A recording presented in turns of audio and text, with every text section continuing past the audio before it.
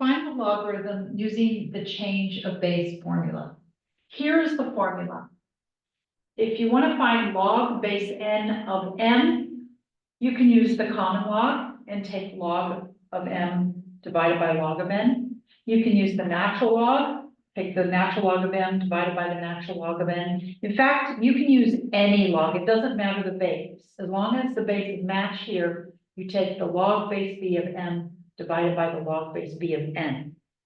So that's the formula. And the way I memorize this formula is I always tell myself the base is on the bottom. And then I know that the log of n is going to be on the bottom, like it is here. So that's how I remember the formula. Okay, let's do some examples.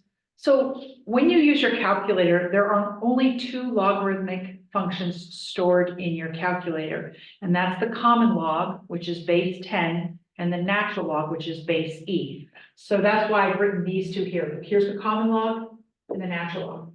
It doesn't matter what log you use, but we can't use, if it's not the common log or the natural log, then we can't use our calculator, and we really can't. We could just have to leave it in this fraction form. So we're going to focus on this. So I want to calculate log of base 3.2 of 7.81. So by the formula, I would take either the common log of 7.81 over the common log of 3.2, or I could do the natural log of 7.81 over the natural log of 3.2. You've got to use the same log, but you can use either formula. All right, now you're going to here take log of pi and divide it by log of square root of 2. And then that's also equal to the natural log of pi over the natural log of square root of 2. These are the same values.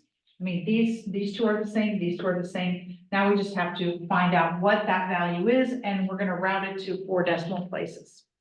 So let's share my screen to go to calculator.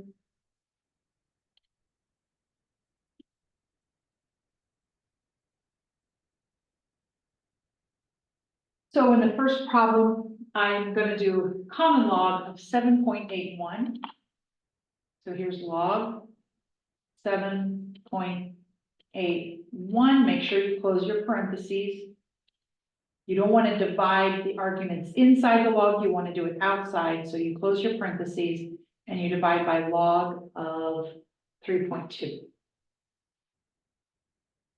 And you get 1.7671.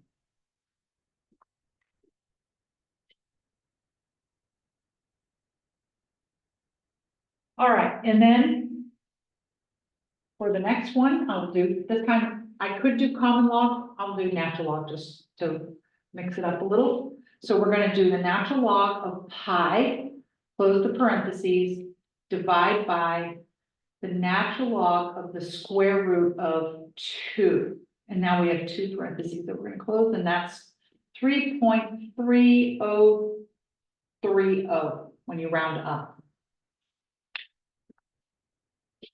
3.3030.